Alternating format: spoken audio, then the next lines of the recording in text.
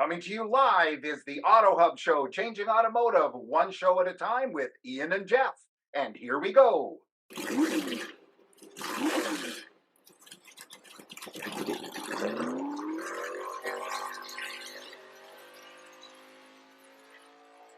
begin.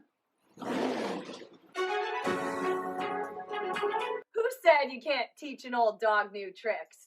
Hi, I'm Gail Rubenstein, the founder and CEO of a company called Retail Resilient, social selling for the car industry. And we help auto dealers, auto agencies, and vendors in the auto industry sell more cars, service more cars, and make more money using our social selling strategy. That includes TikTok, Instagram, Facebook, LinkedIn, and anything else you can think of. So if you're looking to invest thousands and make millions, we're definitely the social selling company for you. Like I said, who said you can't teach an old dog new tricks? If you run a service drive, you know these days first impressions matter. But when your advisors are tied up with inbound phone calls, they tend to neglect their other, more important duties.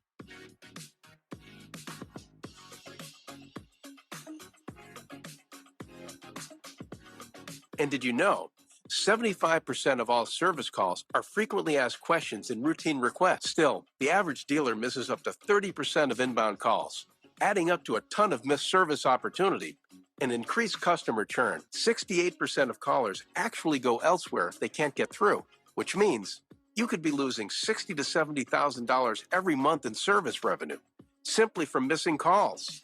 So who will pick up? Introducing Brooke. Hi there. Your best service scheduling assistant.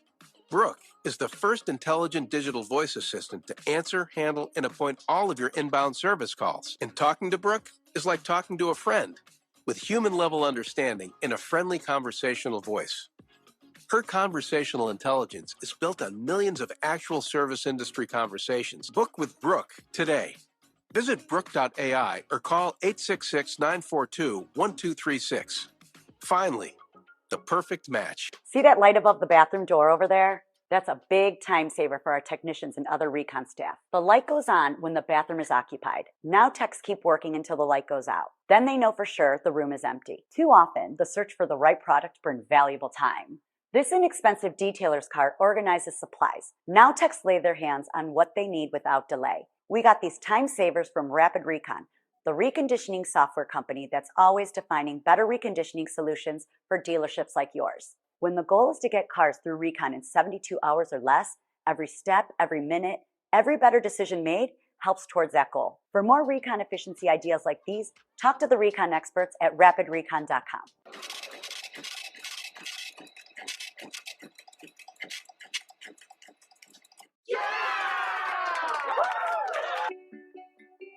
Larry Feldman is probably the most amazing trainer that I've ever experienced in this business. I've been in the car business now for 35 years, and I've seen quite a few trainers. A lot of them are pretty good. I mean, really, I get something out of all of them that I've seen, really.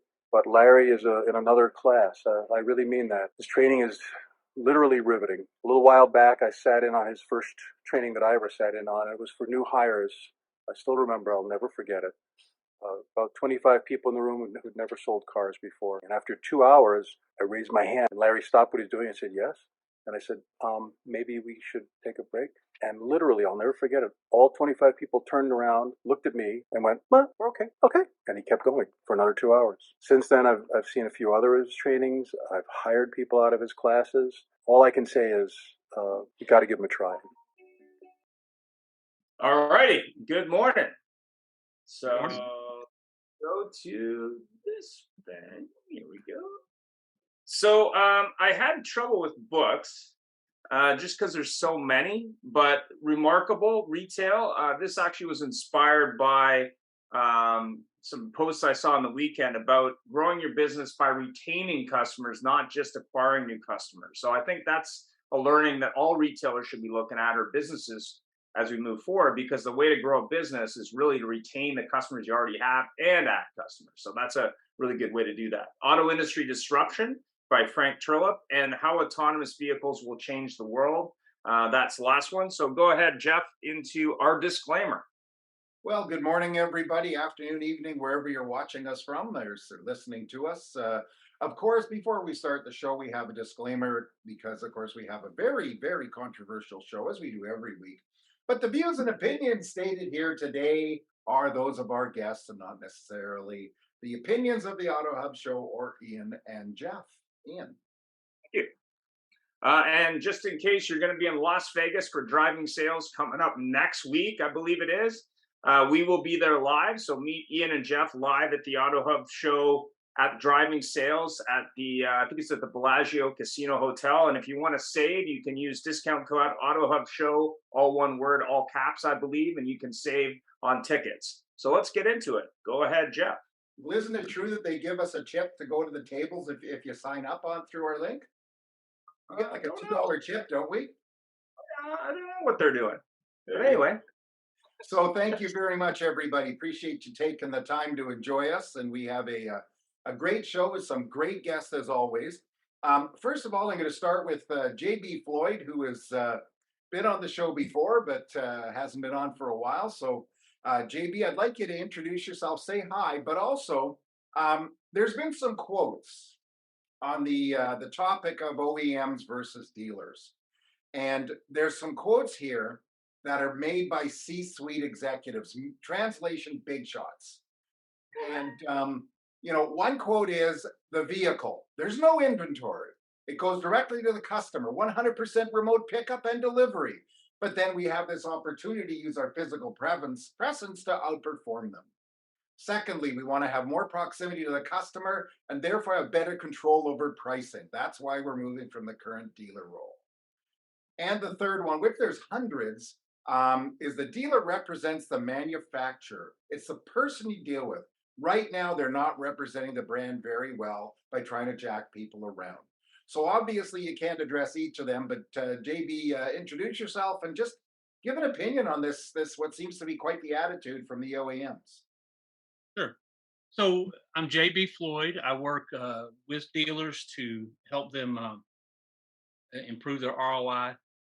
So I've been following this now for several months and everything. And the way I view this is that are there some dealers that have been less than stellar on their customer experience? Absolutely. But is that in every brand out there, everything? That's it's all depends on what you're doing. You don't even have to be a franchise. Just it really boils down to management, and it all comes tops down. I'm I'm my concern is that they're not really addressing the problem, but they're using it as a scapegoat. So I don't see, and I could be wrong. I don't see how a manufacturer can can vastly improve the customer experience. I feel like that's probably going to go. I don't want to be harsh here, but in the toilet if that happens.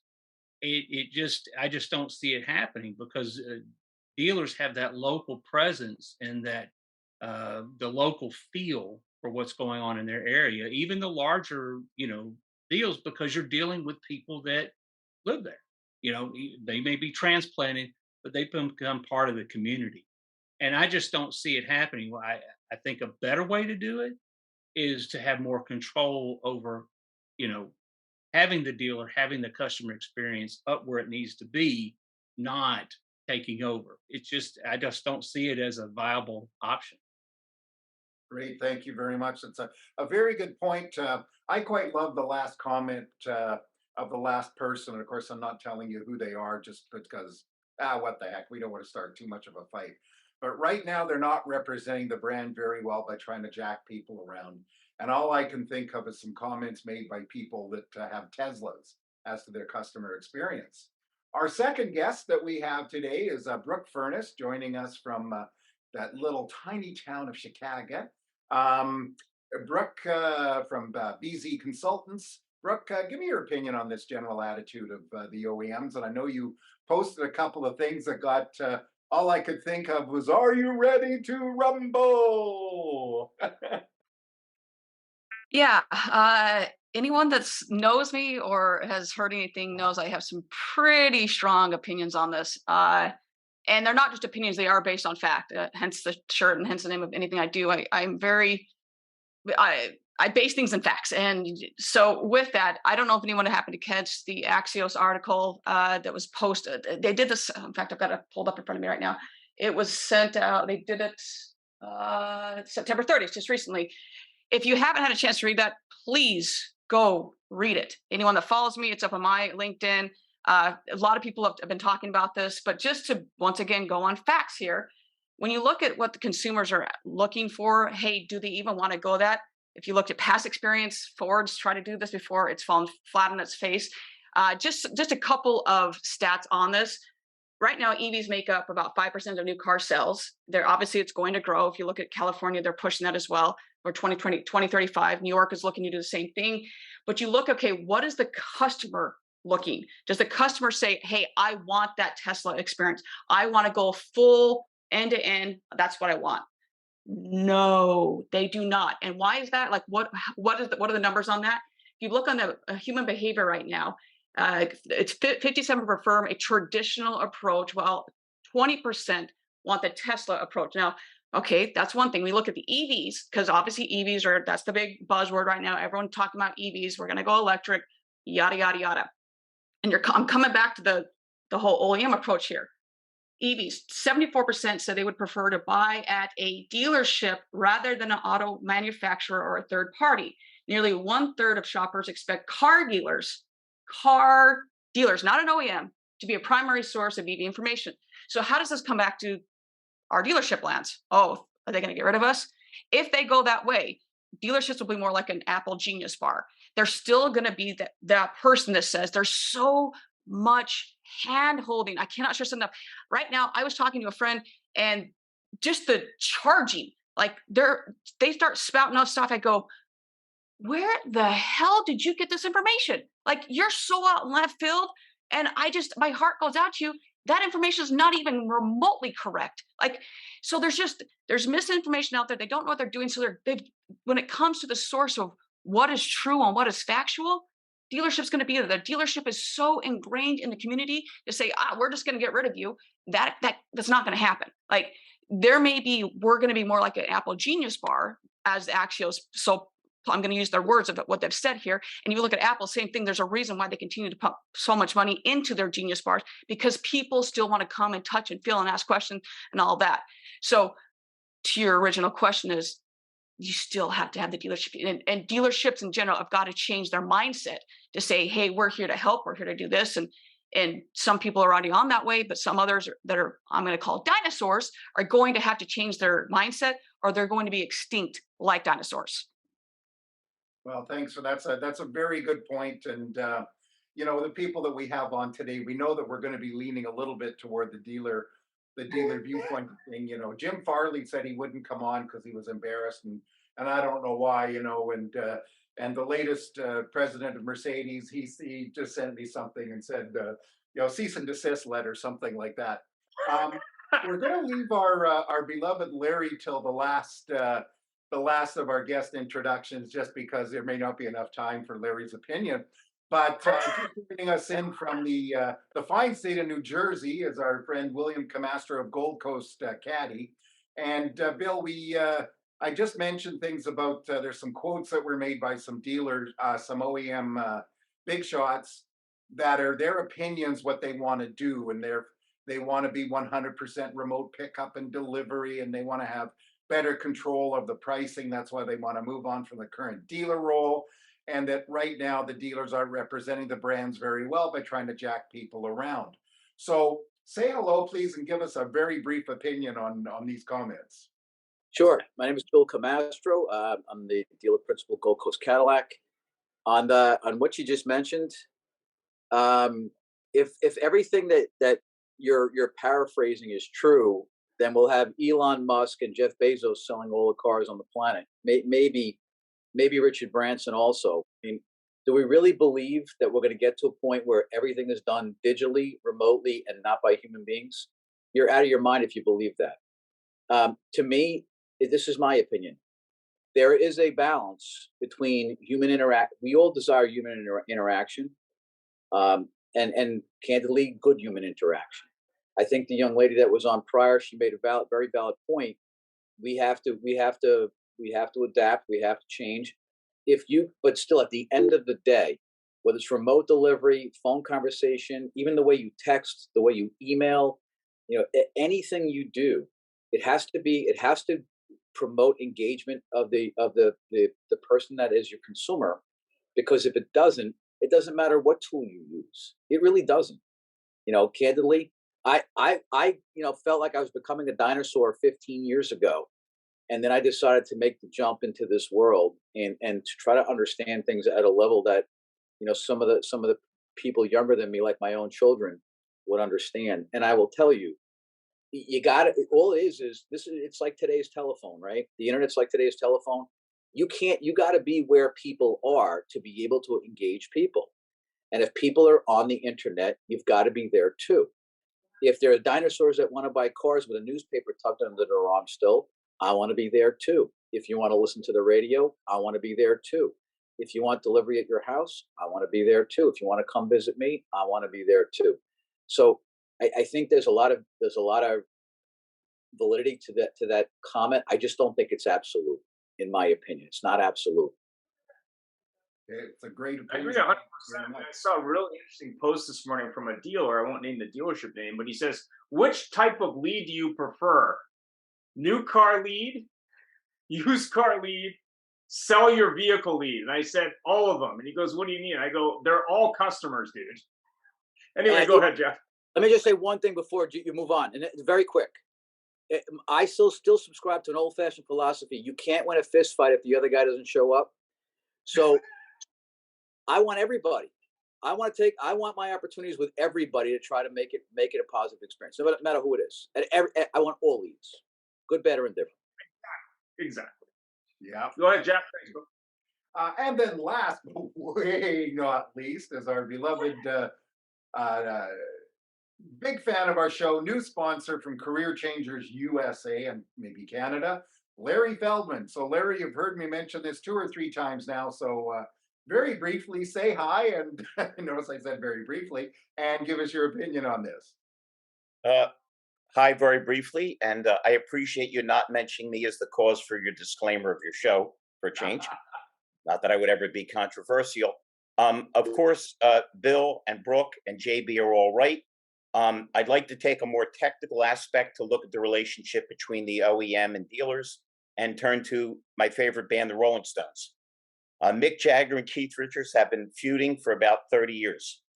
But the problem is they can't fill stadiums and make zillions of dollars without each other. The OEM needs dealers and the dealers need the OEM.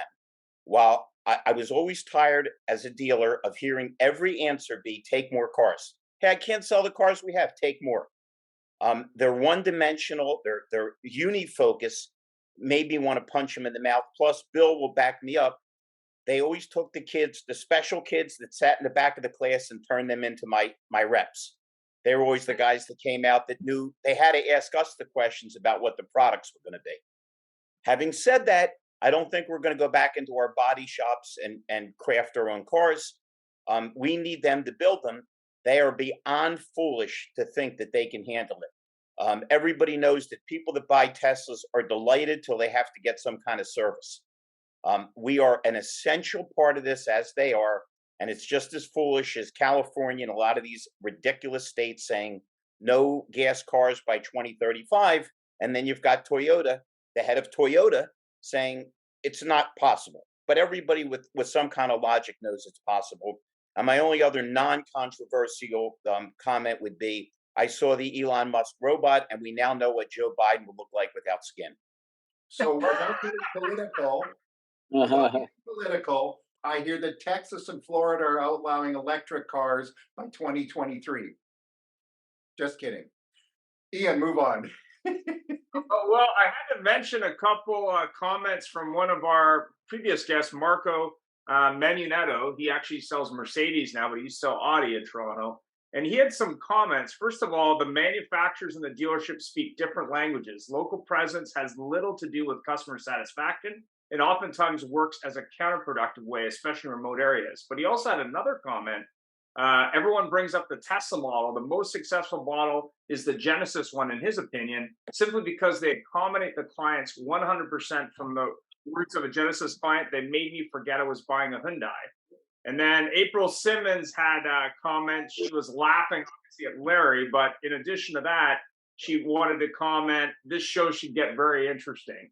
So the reason I'm bringing up all this stuff, not to be, uncontroversial, is I've had some experience myself personally with a manufacturer, both in the Toronto market and in the Vancouver market, who owned most of the franchises at one point. And I actually set up a call center for them in both markets, where essentially they owned all the stores. And customers didn't know this. So, of course, customers would call in the call center and go, okay, which location should I go to get a better deal on a car?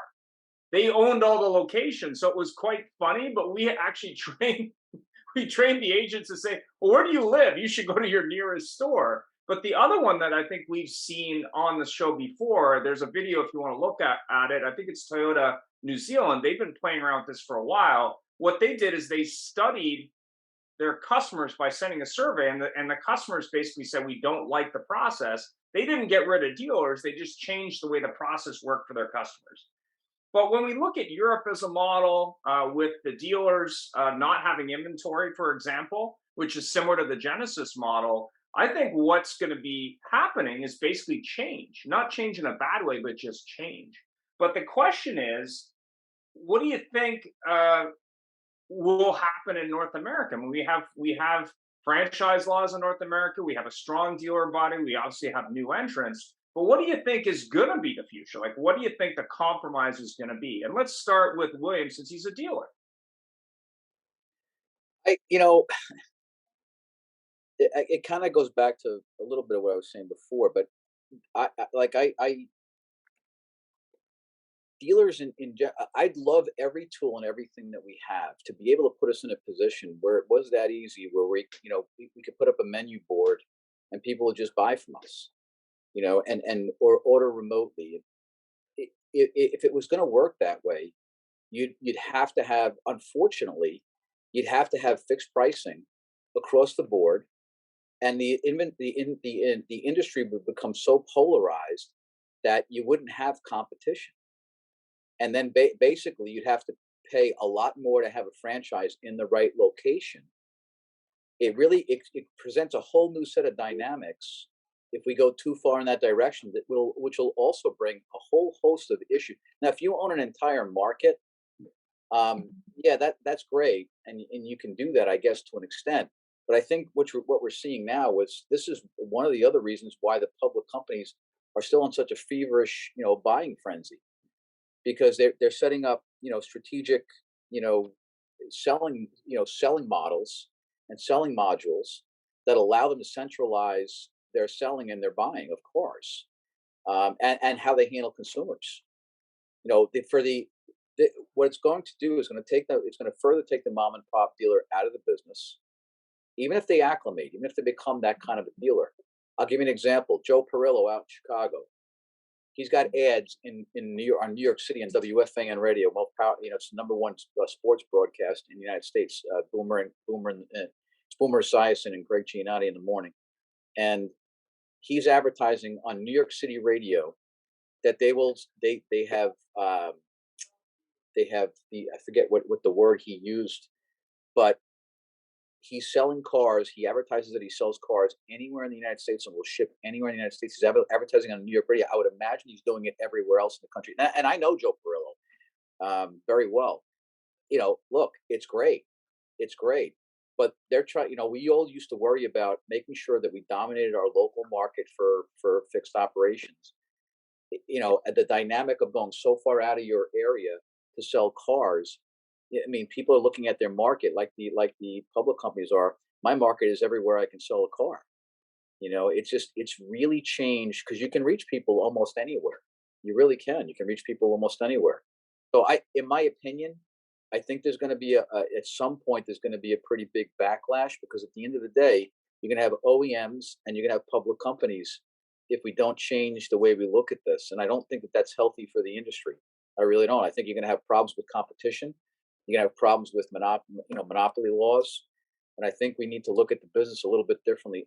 For me, we're a very profitable, very large single point Cadillac dealership, which is unusual. Okay, grant you, but we candidly, we want to make sure wherever a customer can possibly see us in any way, shape, or form, that's where we are. We want to sell a car to the consumer the way they want to buy a car, and we want to be good at any one of the above. So that's what we focus on. That would also mean and includes digital retailing, selling cars over the phone, delivering cars remotely, concierge, free pickup and delivery, no loan a car service.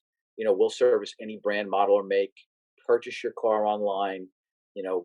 We use almost every tool available to us, because we don't want to miss any opportunities. And the market's going to continue to shift as this mentality becomes more pervasive in our business.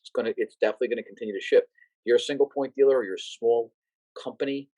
What the young lady was saying earlier, I can't remember her name, but you have, even if you don't make it your sole business model, you have to be good at that part of the business, because you will cull out a very important part of your business, and you won't be able to compete.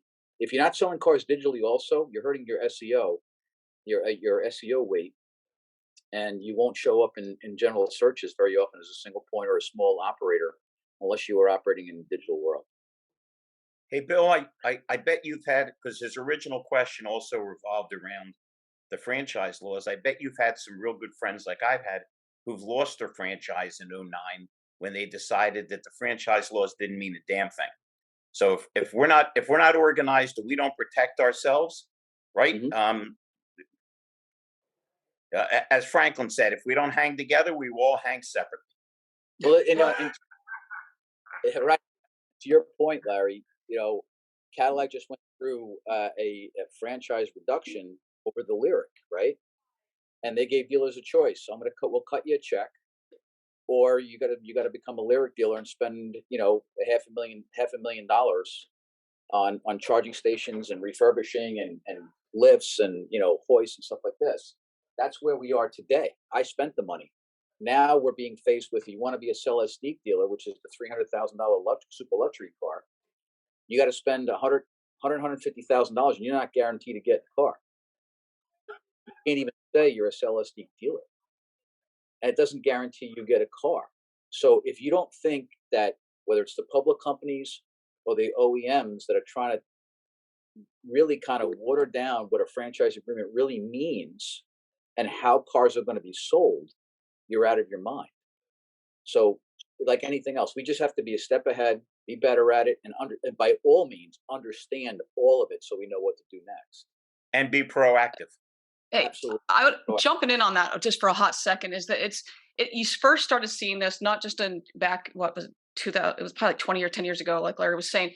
In 2020, just like you said, William, it was presented to 900 Cadillac stores you could opt out, and over a third actually opted out and took the buyout of it. I saw the same thing, whether it was with website providers. Oh, it's a choice whether or not you have whatever website we're going to throw down your throat and shove it down your throat. But if you don't do this, here are the consequences. Oh, but it's still your choice whether you want to have this. But if you don't do it, here are the consequences. So really, it's not a choice.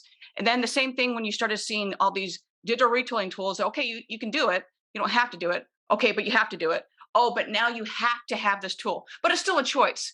And to incentivize that, we're going to withhold all of these cars from you. Oh, but you still have a choice. Wait, so let me run that by me one more time. So I saw all of my dealers saying, I'm like, oh, wait, so you have 2 digital retailing tools on your site to suffice your OEM that is blackmailing you in essence, because you have to have this stupid tool on your site, because otherwise they're withholding and they're blackmailing you and extorting you because you can't get cars. So you're seeing the same thing happen right now, whether it's with, I just insert OEM at this point, because that's where it's going. And it's not just going, it's happening right now. You can't have these cars. You can't have this. You can't have this. And we're going to keep taking this crap from you. And I'm really surprised I just withheld a 4-letter word from my mouth right now. You guys should be applauding me. Is that we just can't. Thank you.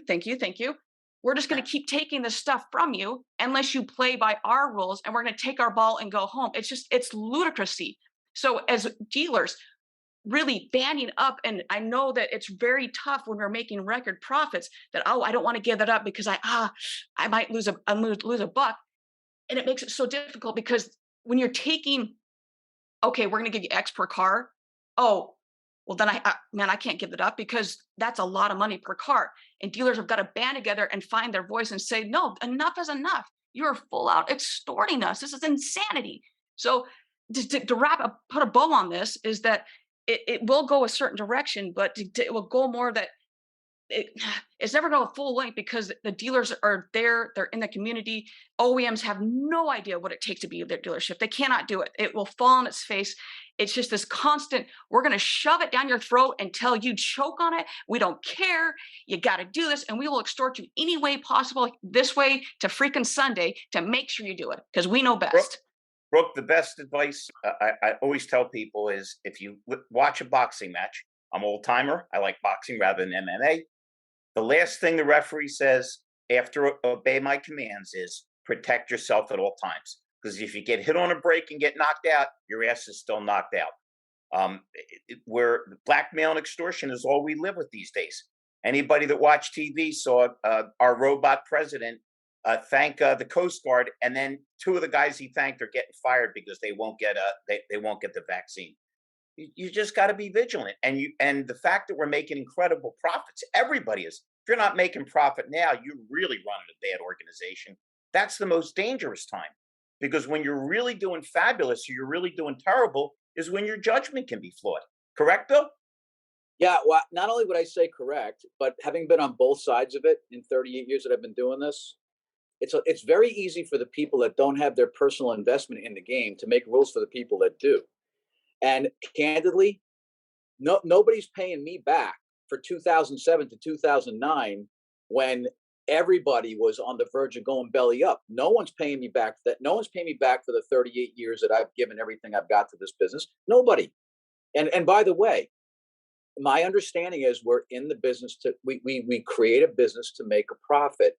I employ 75 people at one Cadillac store. They all make at the high end of what under normal times of what most places pay. Okay, because I want to have a certain type of bit, but I get to make that choice. The manufacturer doesn't get to make that choice. I'm not anti-manufacturer. I know it's like the snake on the side of the road. If you know what it does and you pick it up and you put it on your front seat and it bites you, that's what they do. I'm not saying they're snakes. What I'm saying is they can only deal with it from their perspective, and their perspective, like I was told many years ago, Larry, you probably heard this yourself. You're not in the car business until the first customer looks you in the face and tells you to go F yourself. Then you're in the car business. Yep. They never have a few By years. the way, I'm glad you didn't use the snake analogy with the OEM, because you'd get letters from the Anti-Defamation Snake League. Yeah. Well, many years ago, that's what they call sharecropping down south, right? Right. Yeah. Well, when you look at it, it was interesting. My grandfather, my family owned a GM store in the Greater Toronto area in Hamilton for 73 years ish. And then General Motors said, "Oh, we have too many retailers. So let's get rid of the people that have been supporting us for 72 years. Let's get rid of those people." So that was interesting. But JB, you've been pretty quiet. Do you have any thoughts on this? Well, I mean, I don't follow politics a lot, but all I can say is this: is that coming from the deep South like I have, I've seen a lot of things, and there's more history down there than a lot of you foreigners and Yankees don't know. But no offense, Larry. I'm in the car business. I can't be offended. Okay, but when that's the reason why there's such a bad connotation when you mention the word carpetbaggers or scallywags. Originally, those people were set up to do a certain thing, but they came down and abused their power. And that's what you have is anytime you have an abuse of power. I mean, look at Ma Bell. No. We paid a buck or two for long distance a minute, so things have to change, but sometimes it's cyclical. Sometimes you just make a really bad mistake if these OEMs do it, the truth will surface very quickly. And, then you have to backtrack. And, then is when the shift of control comes over to a different side. So, it's one of those things where we have to do, like Bill was right. You got to do everything you can to build that customer experience. And, taking cars and, doubling and tripling the price just because you can is not the way to do it. And having a bad customer experience. I mean, it should be like concierge. You walk in and man, the customer's always is king. You're treated right. I always look at it like this.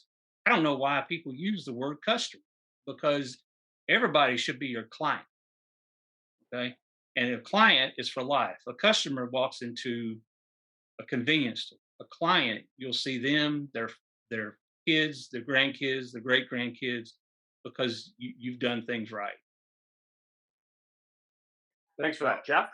It's interesting because we brought this topic up for the show because it's becoming more and more. And like Ian said, in Europe you've got it's a little different because dealers, in Europe generally don't inventory a lot, and so it's a little bit easier to take over on that direct order. But of course, here in North America, I'm quite interested to see what's going to happen should any manufacturer do that, and then they have slow-moving product that they're pumping out left, right, and center, and nobody's ordering them online. So what are they going to do?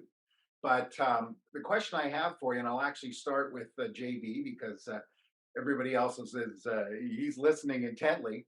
But other than the fact that some dealers are conducting business a little bit questionably, like right now, a fellow was on LinkedIn the other day talking about crappy websites and crappy landing pages and why aren't people responding to leads better. And it's obviously right now they don't have to do anything good, and people are charging double and triple what they should for a car. Why do you think this topic is gaining traction? Because we've got everybody talking about it. Well, anytime there's a shift of the dollar where it's not going so well, you usually try to find a scapegoat. And so, it's kind of like, you remember the mortgage crisis, that little thing happened in '08, right?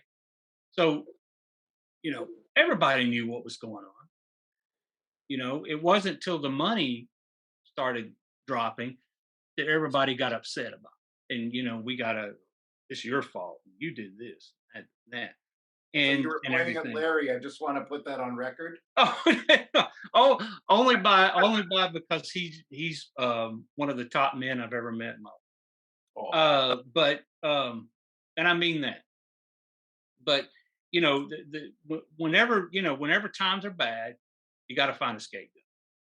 You know, before this started, there's a particular courier company. I'm not going to mention any names, but they're in bad shape right now, and they're shifting the blame. Oh, well, this happened, that happened. Well, all that stuff was going on for the past since you guys started. Why are you so upset about it now? Well, because money's tight. It's hurting their pocket.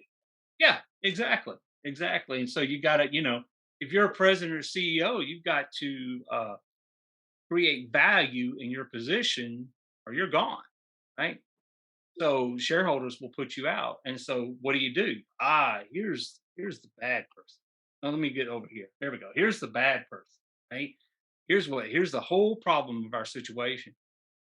And you knew exactly what was going on. If you didn't, you had no business being CEO of that company. And I'm sorry, but they know. They know.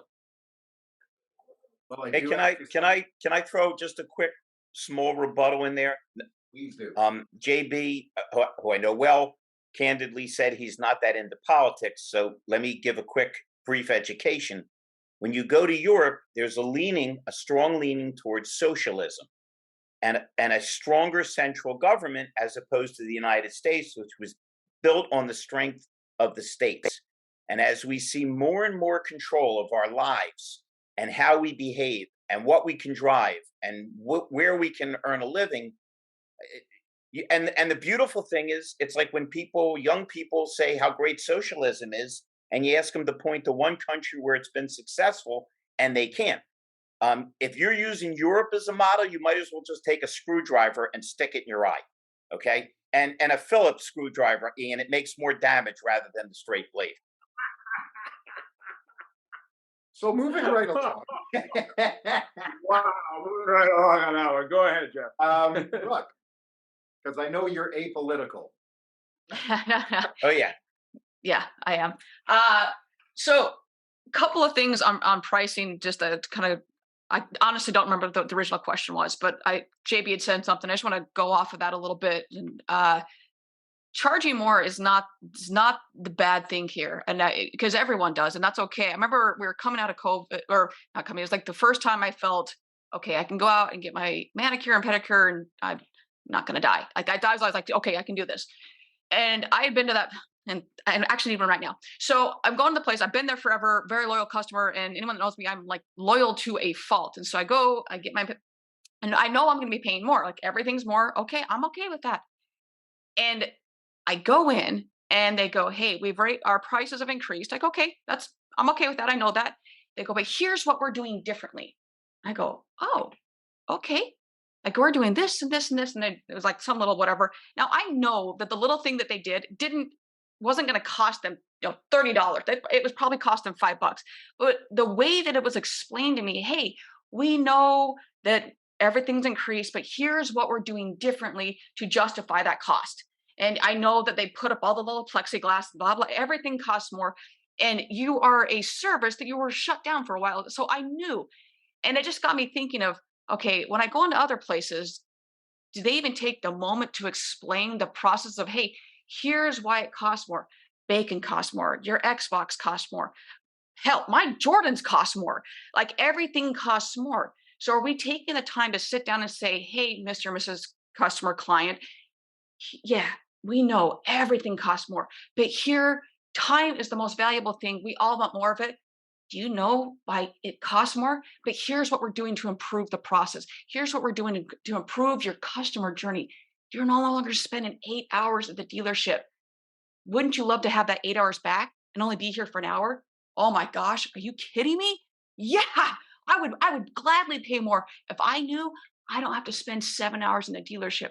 Oh, by the way, you're not going to get hit with the same email 15 times about the car you don't have anymore. Oh my gosh, thank you so much. Like just explaining, hey, everything, just sit down and have an actual conversation with a human being.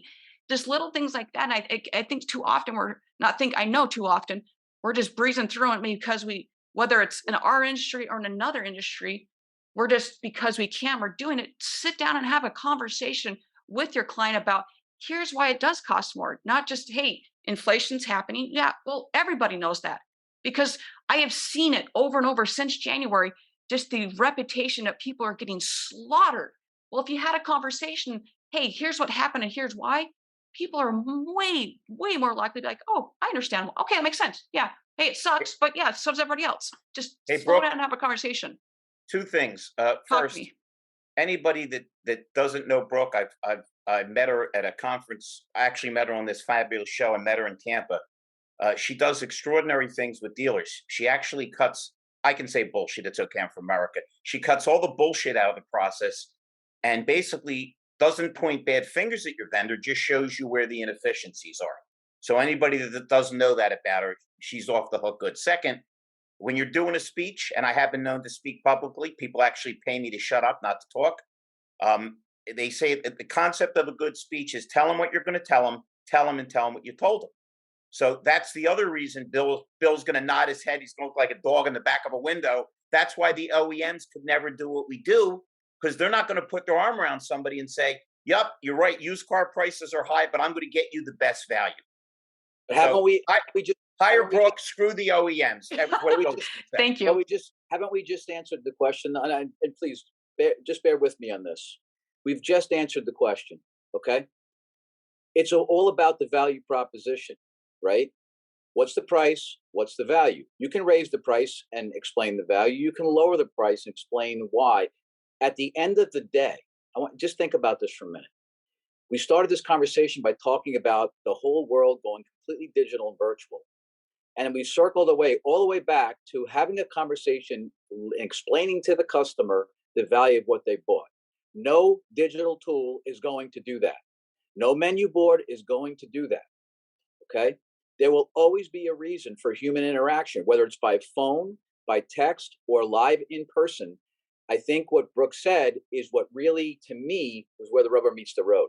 How to make that, you can take 2 hours with a customer, but if it's value added, it'll be the best 2 hours of their life. You could spend 15 minutes with a customer and it seems like an eternity if it's all bullshit. You know, we have a philosophy. We talk about it in our meetings here every Saturday. The 3 things customers hate about us most and have for many, many years and expect when they pull up to us: bullshit, money games, and wasting their time. And any one of the 3 points at the other 2. If from the moment you meet that customer, you're engaging, or talk to them on the phone, you're engaging, and by all means, answer their question. It doesn't mean you have to answer the way they expect you to answer, but you got to answer. You can't answer a question with a question, which is what most amateur salespeople do. What's the best? What's the best you can do on that car? Well, what did you expect to pay? That's what drives customers crazy. When they ask that question, why not respond to the customer? Listen, there's a market for these vehicles. There's a low, middle, and high market for it, but there is a bandwidth with which they sell in. Some of it relates to how many we have in a particular color, additional equipment, lesser equipment, factory advertising that may be supporting that particular model, make, and color. These are the things you explain to a customer that make sense to them, that they can relate to, that makes them sit there and say, this is value added time. This person understands what they're talking about, and they will listen. Be it, and your website cannot do that. It cannot. It cannot think on its feet and respond in a way where a consumer says, wow, this is a smart website. It answered all of my questions and explained to me it's not going to do that. So our goal here in our environment is to take customers, use the virtual experience to elevate it to live engagement as much as we can. If we can't elevate to live engagement, we'll stay in the virtual engagement just long enough until we can get to the live engagement. And if the only thing we can do live is make a phone call and explain to them how to use everything in their car, my guys actually get in the vehicle at the store in a like vehicle. They FaceTime the customer and do active virtual deliveries with the live virtual deliveries with the customers, because if that's the way they want to communicate, so be it. It doesn't change the way you buy the car. In fact, they'll go out and tell the whole world. They'll tell the whole world, hey, this guy got on FaceTime with me, showed me how to use everything in the car, talk to this guy. Well, the person they talk to might not necessarily want to do it that way. It's just, all it is a validation of the fact that we will take that extra step and deal with them the way they want to be dealt with. Because not every 2 people are alike. They're just not. Anybody who's got a problem with their car, word to the wise. Anytime you have a person with a problem in your car, invite them to the dealership immediately. Come right back. Can you come in now? Right away. 99% of the customers will show right up at your doorstep. They have a scratch in their car, ding, then come right back in. I want to take care of it right now. They'll come right back to the dealership. And the ones that won't, we'll send somebody right to you. And guess what? Your phone number, your personal cell phone number, becomes the most valuable tool that you can offer them. And I'm not saying I'm smarter than everybody else. I give every one of our customers, whether they buy virtually or whether they buy in the store, it's a thank you letter with my personal cell phone number on it. And guess what? Probably 5% of them use it. The other 95% tell the whole world what a nut job I am for giving out my personal cell phone number. But guess what they're doing? They're telling the rest of the world. So even if they have a negative experience virtually, they call me or they email me or they text me. So finding those ways of adjusting to the virtual world to be able to facilitate live engagement. If we're using our heads, we can make it work both ways. We can, but you can never take away the value of live engagement as long as there's a value proposition, something that Larry teaches on a regular basis. Hey, Bill, I got to build on that. It's so funny you said that. You can't be buddies with a robot. And you said about the time thing, about how you can make time disappear if it's fun. They asked Einstein, they said, look, he was considered the brightest person on the planet. They said, could you explain your theory of relativity so that, a guy working construction can understand? You don't have to be a PhD. He says, sure. It's how we perceive time. If your girlfriend sits on your lap for an hour, it feels like a minute. And if you sit on a hot stove for a minute, it feels like an hour. And think about how we all fear technology. I know Brooke is as a wizard. We probably got people on the show that are way ahead of me, but nobody likes 9 phone prompts and then they hang up on you. So it still comes down to being human. You've got to embrace the technology, but if you're not human, if you're not smiling at people, even if it's over the phone, you're dead. Well, I think Joe was just eaten by a robot. Very sad. The picture went out. just to throw this in, advertising and marketing is to drive your traffic. What you do with that traffic is up to you as a dealer. Now, for me, I think everybody in the whole dealership should have sales training the right way, because you can take it, but without the hassle. So, if you're going through the service department and you need 3 things, but you only came in 1 thing, let them know. Hey, here's things, here's something you could need to do now. Here's something you could hold off on. Things like that. You'll double your money coming through, and you're going to have way more satisfied clients. But the sales process has to be there. And if you don't have the proper training for it, and I used to work with contractors and construction contractors, and they were notorious for bad customer service. And I'd ask them, I said, well, where did you learn this from? And they go, well, the contractor I used to work. And I said, okay. I said, is he or she rich? He goes, no. I said, then why are you following what they say? I mean, putting a nail in a piece of wood is one thing, but having the sales ability and customer service skills is a whole nother ballgame. And, you can't, and I think that's where a lot comes from. That you learn because you were in a dealership, but they did it a certain way. And you go and you start your own and you go do it the same way. You're not like some of the others that say, whoa, wait a minute. I don't like it this way. I want to find it better. Exactly. I mean, when you look at the average training for a new hire at a car dealership, or even people that work at a car dealership, whether it be accountants or whether it be service staff or technicians. I mean, I remember working at a dealership where we had one technician that we could actually bring out and talk to a customer, because none of the other technicians wanted to talk to customers. Like, I'm not talking to a customer. I just fix cars, man. I don't talk to people. And I thought that was interesting, because do you talk to people outside of a dealership? Like your wife, I don't know, your kids, maybe you need those skills. So anyway, go ahead, Jeff. Well, excuse me. This has been a very lively conversation. And where do you think we're going to be in 10 years? So, Larry.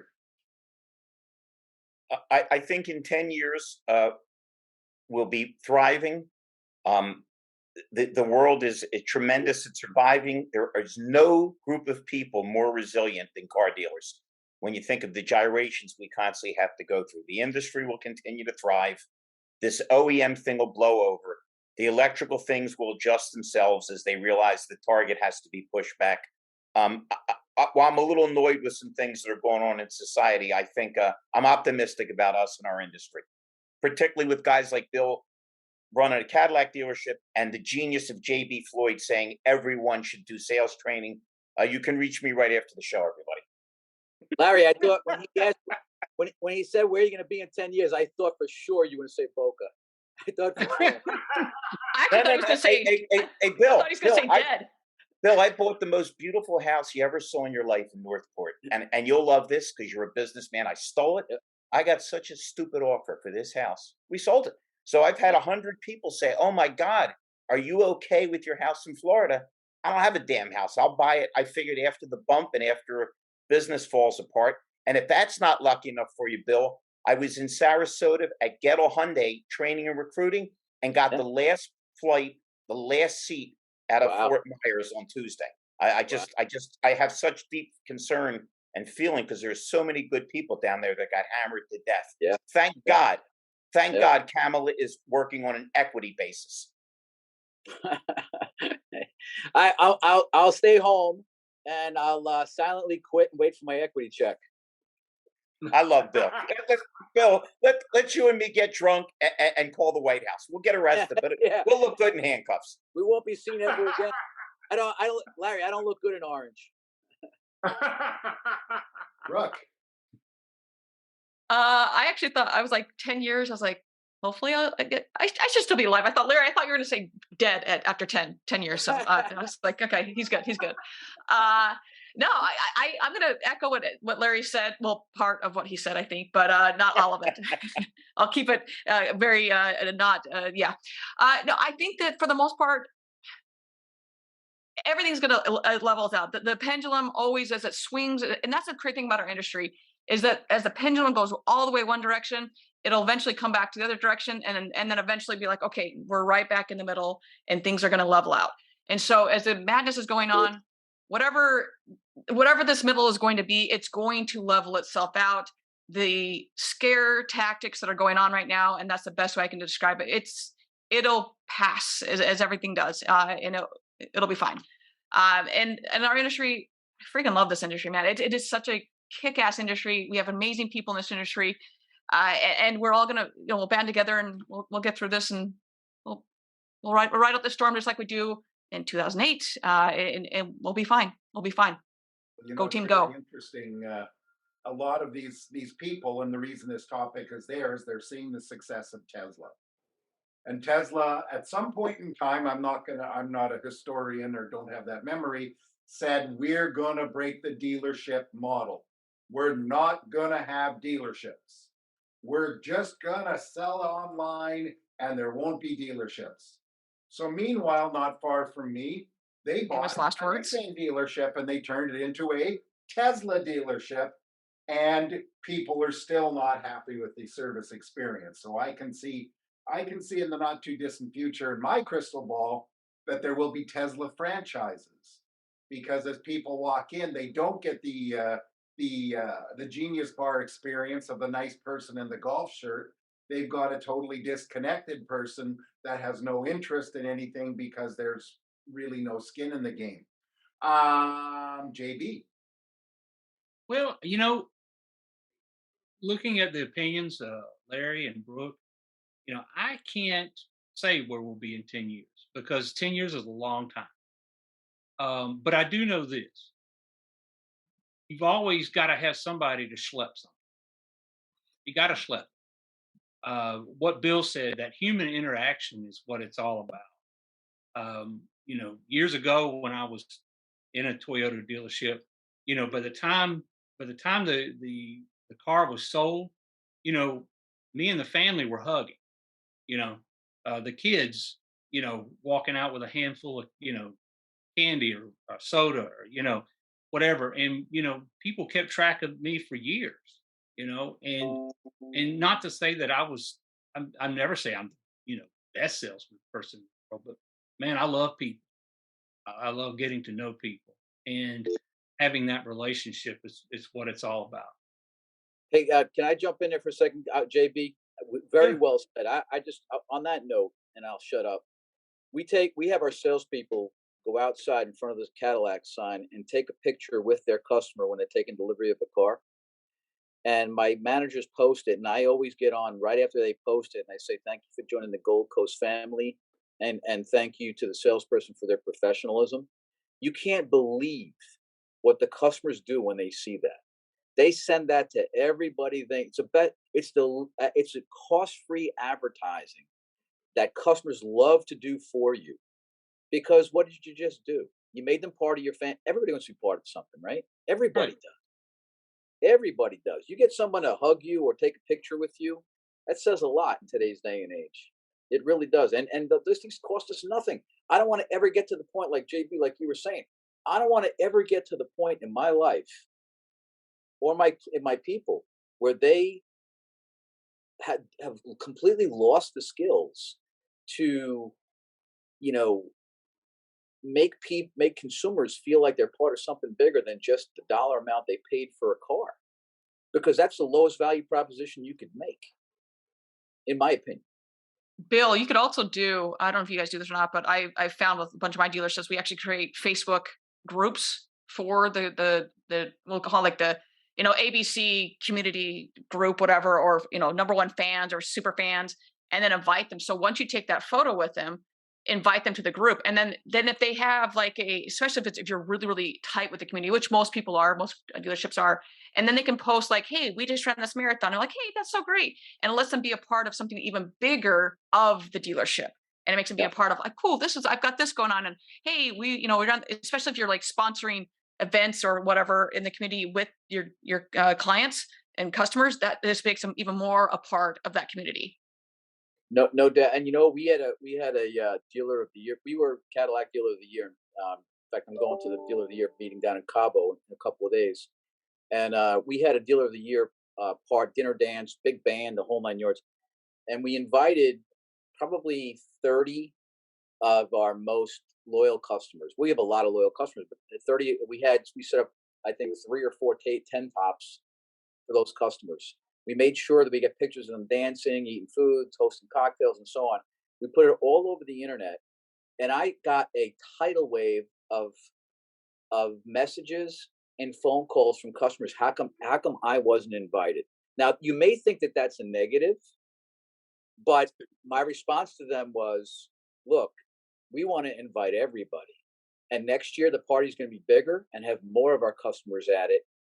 Let's be dealer of the year again. And you can't believe the way people respond to that stuff. It's just, we had a tornado in our area not too long ago, and a number of houses were destroyed, cars, trees down, whatever.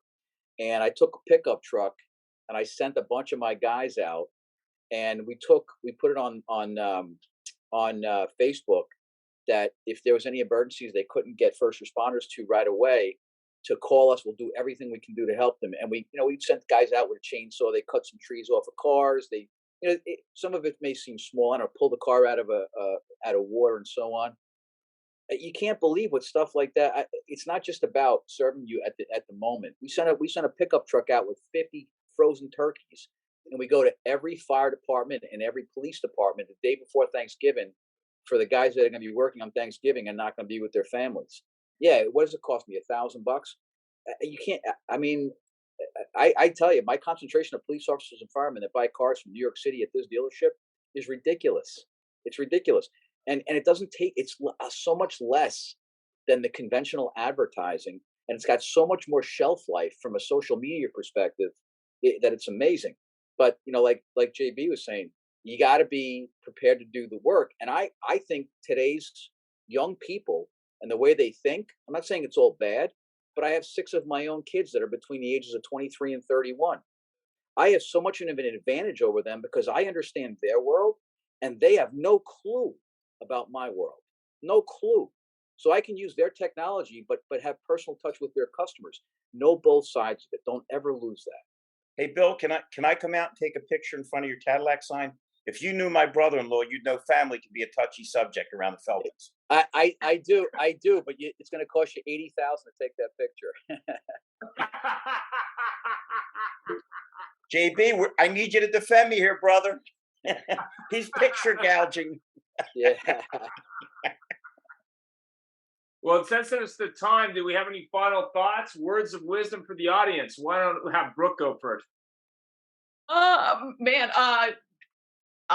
Just once again, remember that who the customer is, and remember who that client is, and that they're a human being, and it's great. And I know that I've said this prior, I think multiple times on the show, is that we are in the human business, and never forget we're in the human business, that people aren't buying cars. The car is secondary. They're buying the person and the human. The car is secondary. So as great as the technology is, and obviously I'm a tech person, that also comes secondary. And that if the processes aren't in place and that the humans aren't in place, and if we're not there to train the humans and all of those aren't talking and communicating, all the technology is not going to work. So talk to the human, talk to your clients, talk to your employees, make sure all of that's in place. And like I was said earlier, just recently, is with the social media, if you're doing all this amazing community work, if it's unfortunately, usually a lot of people don't want to be on social media, if that is not broadcasted, unfortunately, in your client's eyes and your customer's eyes, the public eyes, it did not happen. And I know there are a lot of dealers out there like, oh, I don't want to brag about it. You're not bragging. It needs to be out there. Get out there, do it, post it, continue to do that, because the OEM's not. And that is how we're going to, one of the many reasons why the dealer body will continue to flourish and do an incredible job. So human business. Thanks for that. JB? Well, I think one of the big things missing in training for everybody is empathy. Mhm. Because, I've had clients, I've called before, and I mean, I've been called everything in the book, you know, and all I say to them is, I'm sorry you're having a bad day. I'll try you next time. I think when a customer walks in, it can't be me because they've never met me. Okay. But it's the situation that they're thrown in. They already are high level of nervousness. Am I going to get stuck? Or my friend's going to laugh at me for the price I paid for this car? All these things are going on. There are other experiences had maybe with other dealers, and so teaching that empathy to everyone, I think is vitally important. You can learn sales pitches. Okay, they're a dime a dozen, but really caring for the person and for each contact that you make, like Bill, I come give you a hug right now, man. You know what I'm saying? Because everybody here, because you guys you care about the people, everybody. That And that works for me, JB. Because if you get Bill, I get Brooke. I like the way this is working out. and Nice. so I think teaching that empathy, and you've got to have somebody that has empathy to teach that. And I think that's, if you walk away with just that one thing, is that wherever you work, is how do I get these people to care about the people walking through the door? Thanks for that. Bill? So, give me I guess the last comments I'd like to make is, I've had this. I posted a couple things online this morning that really relate to exactly what we're talking about right now. And JB hit the nail on the head, but I'd maybe put it a little bit differently. I think we get to the same place, different words. We have to learn to be better for our people, not just good to them. And I mean, like, I kind of operate by the 90-10 rule. So I want to be good for them 90% of the time.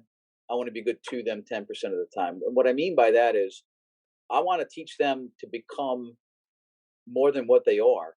If I have to push, pull, tug them a little bit to do that, but through repetition. And then when they succeed, you got to pat them on the back. You got to reward them. And I think if you want a good customer experience, you have to have a good employee experience. You have to. You're not going to have happy customers if you don't have happy employees. A happy employee is not just someone you give them everything that they want. Teach a man to fish, he eats for a lifetime. Give him a fish, he eats just for today. And I think I subscribe to that. That was the best advice that was ever given to me many years ago. And then I'd like to put that together with the famous phrase authored by Thomas Jefferson. The harder I work, the luckier I get. It's to me that's so true. You look at Michael Jordan. Wow, he was lucky he hit that shot. Michael Jordan will be the first to tell you I missed 3,000 shots before that, but I took them all. I watched and I'll leave you with this thought. Go on Netflix and watch. It's one episode about Nolan Ryan, the pitcher. Watch it. It is absolutely rivet. First of all, what an amazing person and human being he is, over and above the pitcher that he was. He owns 51 distinct pitching records. Some of them are so big and so large, no one will ever throw 7 no-hitters ever again. No one will ever strike out 5,800 batters ever again. He had 2 no-hitters after the age of 41. And when you listen to him talk, the one thing you'd never know about Nolan Ryan was how hard that guy worked. They interviewed people talking about he'd physically work out 6 days a week. 6 days a week. The only time he took a day off from working out with weights, running, practicing his motion was the day before he would pitch a game. Believe me, when you watch this guy and you watch what he did to become the greatest or one of the greatest of all time, Gretzky's, those people, they don't stand out there and pontificate. They don't stand there and make political statements. They're not into any of that. They're into being the best version of themselves. And if we could teach our people to be the best versions of themselves, they will learn what the digital world can do for them. They will learn what personal interaction, what can do for them. And by all stretches of the imagination, be an example to your people of what your expectations are. Because if you don't perform the magic act at least once, they don't believe in magic. And I firmly believe in that. I'm in my deal every day. And I think it doesn't, maybe I'm not that good at this, and that's why I have to be involved every day. I don't know. But I subscribe to show people how to do things, and then you can set expectations after you've shown them that it actually works. And like JB said, train your people. Be constantly training your people, and also remain teachable at the same time. But great content today, guys. I really appreciate being able to be on this call. Yep, excellent. Thanks, Phil. Larry, you have a final thought? I do. Let's jump to the Bible, Ecclesiastes. Whatever thy hand shall find, do it with all thy might. Whatever you're doing, do it like it means, like it matters. Skip the bullshit. Forget the doom and gloom. We'll let everybody else talk. Show up to work. Smile at your customers. Man, act like you'll be dead tomorrow. Give it your best, and just keep rolling. And it was very nice to see everybody and talk to everybody. Can I add a real quick close? Yeah. Dave, you're always welcome to. Okay. All right. Somebody told me one time you can't buy Bibles at Hooters. That's because they don't want to sell them there. The manufacturer, the question is, does the OEM understand retail better?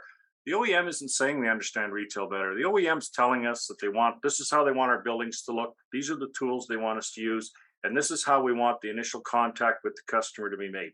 Even the guy that buys digitally online, he still picks which dealership that car's going to, or that vehicle is going to. Everything that everybody says is totally relevant, okay? It's just, this is how they want it done, okay?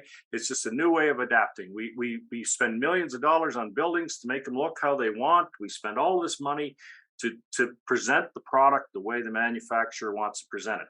That's all this whole discussion, I think, with all the manufacturers is about, how they want their product presented, okay, and where they want to sell it and how they want to sell it. We have to adapt from that point on and continue to do all the things that we're doing, I believe.